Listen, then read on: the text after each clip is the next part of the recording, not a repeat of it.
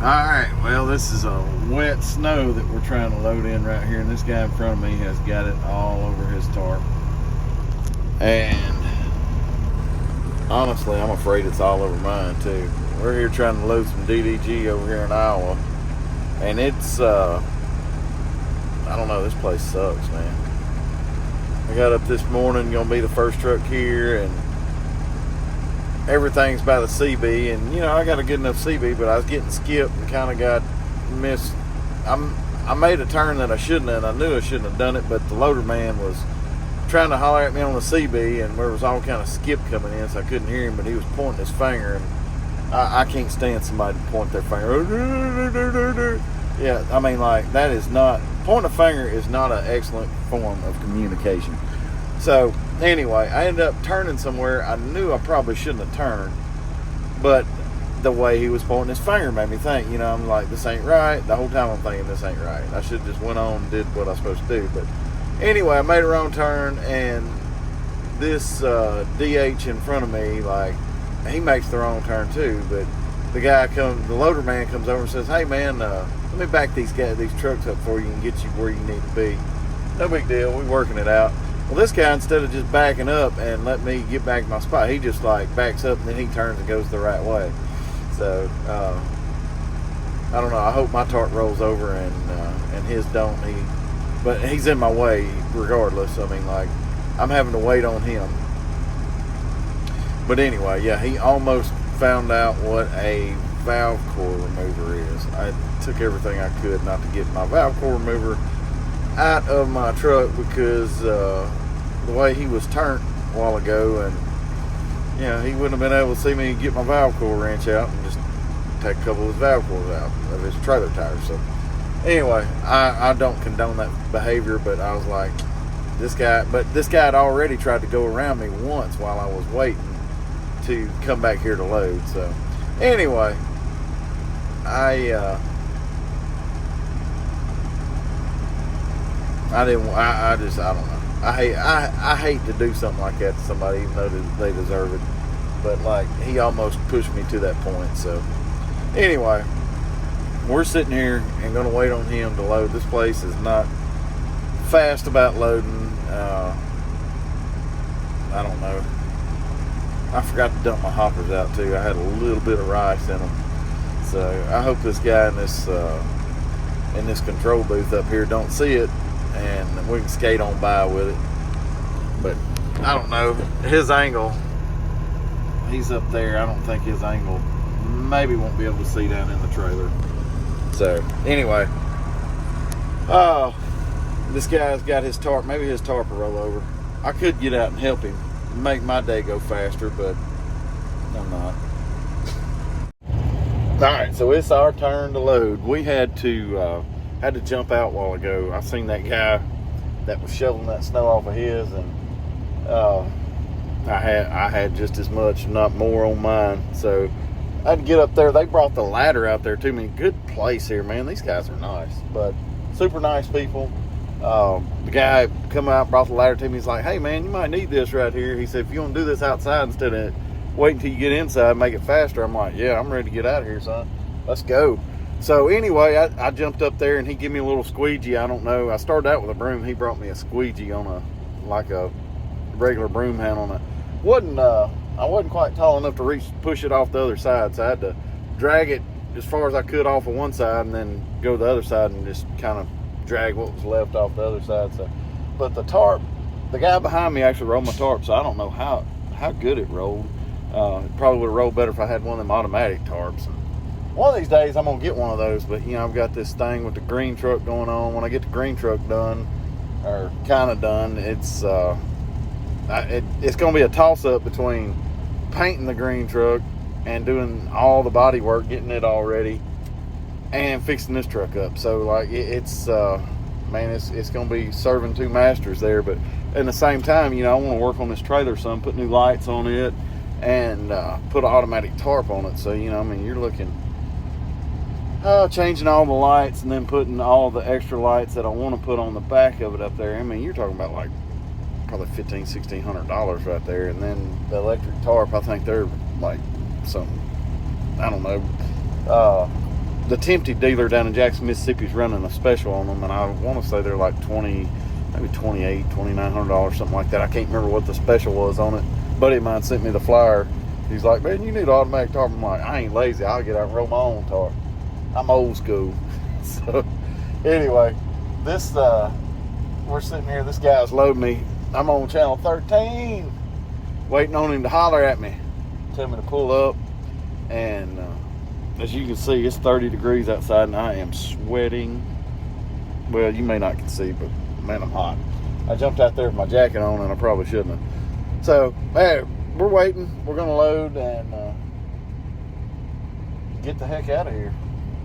All right, so this guy's got this spout, and this spout is movable. It'll move around all the time, but he's just sitting there kind of feathering that DDG in there. He said it's really, really light, and I don't know if you can see the dust, but it's dusty. I'm gonna have to roll this window up, but he is, man, he's just kind of feathering it in there and just putting it in the corners and just making that thing go side to side, just laying it in there. So hopefully we'll get a good load on it. That guy in front of me had a 78-inch trailer, and I got a 84-inch trailer. And anyway, the guy in front of me, they actually had to That's good. have two people roll his tarp, because all right, so that guy in front of me, both the loader man and him had to roll the tarp. The driver got up there on the front of the trailer and kind of helped roll the tarp over, as the loader guy on the back was trying to roll the tarp over with a crank in the back. So it took two people to roll it because it was so piled up in there. And I'm guessing that he, I don't think he piled anything up in the front of mine. I think he had plenty of room. And the test will be in the back, because we're going to quite naturally put more in the back. Even though the hopper's bigger in the back, it's still weight proportion wise. I mean, you're going to put more product in the back. So we'll see. I don't think he'll have to pile it up. I don't think he'll have too big of a problem trying to get 27,500 pounds in the back of my trailer. So, but I'm glad I bought the 84-inch side for that. If I don't haul a bunch of grain. So if I just haul, even if I haul more grain than I did ingredient, yeah, I might want to get a 78. But man, this thing has come in handy more than I thought it would. With the 78-inch side, I watch these guys load rice bran, different kind of stuff, and I mean, they're shaking it down, piling it up, shaking it down. When I go load, I just pile it up, maybe hit the brake one time if it's piled up just a little bit, and then go on about my business.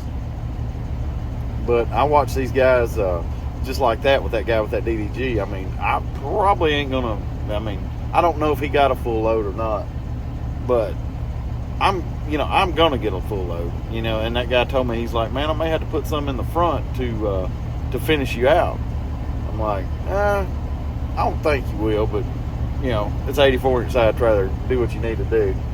But anyway, I like the 84. It's good for hauling wheat mids. I got 49,000 pounds of wheat mids on there the other day, or whatever it was. It was full load of wheat mids. The only thing that I haven't been able to get, of course, it's kind of hard, is soybean hulls. I had a load of soybean hulls, but they were paying a minimum, so that didn't bother me. I think I needed 42,000 pounds for them to pay the minimum, and I think I ended up, I don't know, it paid the minimum anyway. So, all right, well, I'm fixing to get off here. He is fixed to probably tell me to back up, scale this thing out, and get the heck out of his way. So, and I'm more than anxious to do that. I'm ready to go. We're loading, going to Arkansas, going home, and we'll be about 2.5 hours from home when we unload, hopefully this evening. So we'll get this thing done, get it going.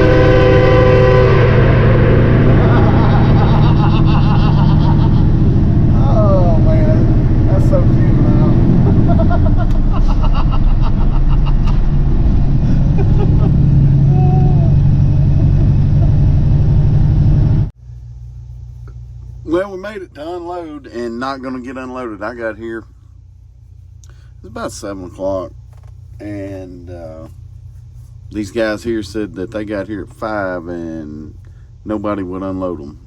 That they unload till 3 o'clock. So once again, we are having so much fun doing this. My God, this week just won't quit kicking my ass, and I am tired of it. I was wanting to get this off and go home, but it looks like I'm fixing to get back here and just chill out. I would have stopped and took a shower and ate if I knowed this, but I don't know. We got a couple snacks here in the truck. Maybe we can make it for, I don't know. These guys, both these guys got meat and bone on, so there ain't no telling how long it'll be. I'll probably be after lunch getting home tomorrow, so kind of pissed off about that, but ain't nothing you can do about it. Got to roll with the punches.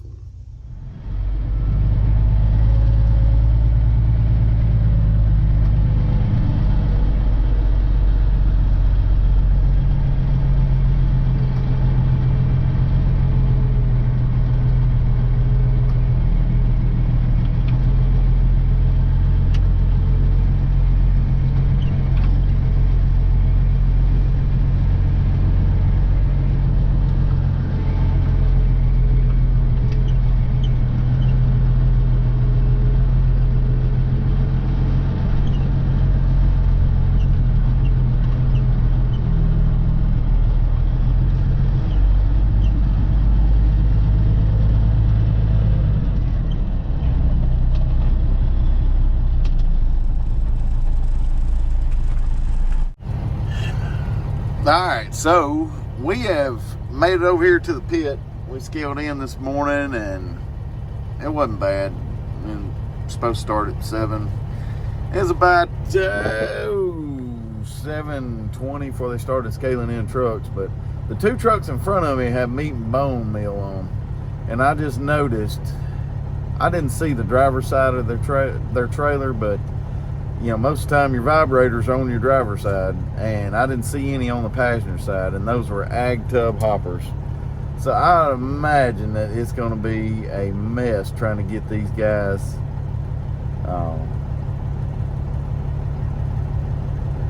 trying to get them unloaded. So I don't know, I may have to, with my high-vis vest on here, I may have to jump out and help these guys. I don't really want to, because I just don't want to, basically. But yeah, there's 2 guys. These 2 guys up there, they're kind of running together. They're kind of birds of a feather. So I'm gonna let them do their thing, and if they don't get it going for too long, I will go up there and help them out. But yeah, I feel like the first guy is not going to help the second guy out, so I may definitely have to help the second guy out. But I haven't heard anything, any beating on no trailer yet, so or vibrator going off, so I don't know. We'll see. Looks like they're unloading a rail car, so we may have to wait on them to unload this rail car before we can ever get started here. It's about empty. You can hear that guy knocking on it, so I figure that it's getting close to empty. So hopefully they'll let us unload before they start messing with another rail car. 'Cause I can't tell what it is.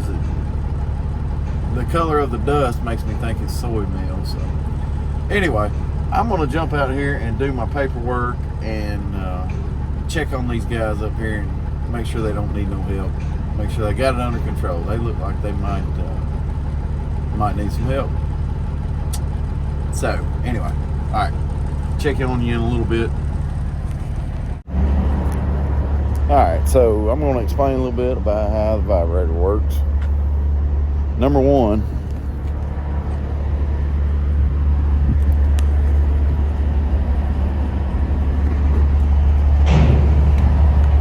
if you don't pull a hopper bottom and you have a vibrator like this, you need to sit down and have a one-on-one with Jesus and tell him everything, okay? So anyway, you got a vibrator right here, and we got one back there. So as you know, that the way you get your load off is through this hole right here. So you open the door here and the load comes gushing out the hole. sometimes, but sometimes it don't work well like that. So I've got those valves over there, right there. And what we'll do is we use these vibrators to help get our load off. And you turn the vibrator on, it stimulates the hole here and makes the load come out the bottom. So that's how we do that. So, all right, I'm fixing to jump back in the truck. It's cold, I need my jacket. All right, so now we're broke down. Been sitting here about 2 hours now. I'm starving to death. But this guy, there's 2 trucks in front of me, both meat and bone meal. They've got the pit stopped up now. I don't know what's going on, but I'm hoping somebody is going to work on it because it's Friday and I'm ready to go home. I am absolutely tired of this week. So we are just gonna chill out, I guess. I was gonna go up there and help the dude, but he walked back here and said that it stopped unloading out of the trailer. So alright, so it's unloading pretty dang fast. I can't bring it here. Got a vibrator going on this side. You hit the knock rail a couple times on the other side, got her going pretty dang quick. So I can't complain. We ought to be out of here pretty soon, hopefully. I think it's front hopper just about getting where it's done.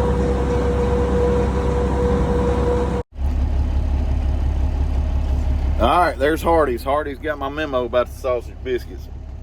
You got to have 2 patties of sausage on there, 2 pieces of cheese on there, and an egg. That's a pretty good biscuit to me. I mean, I'd be fine putting sausage and bacon on it and just letting that be that, but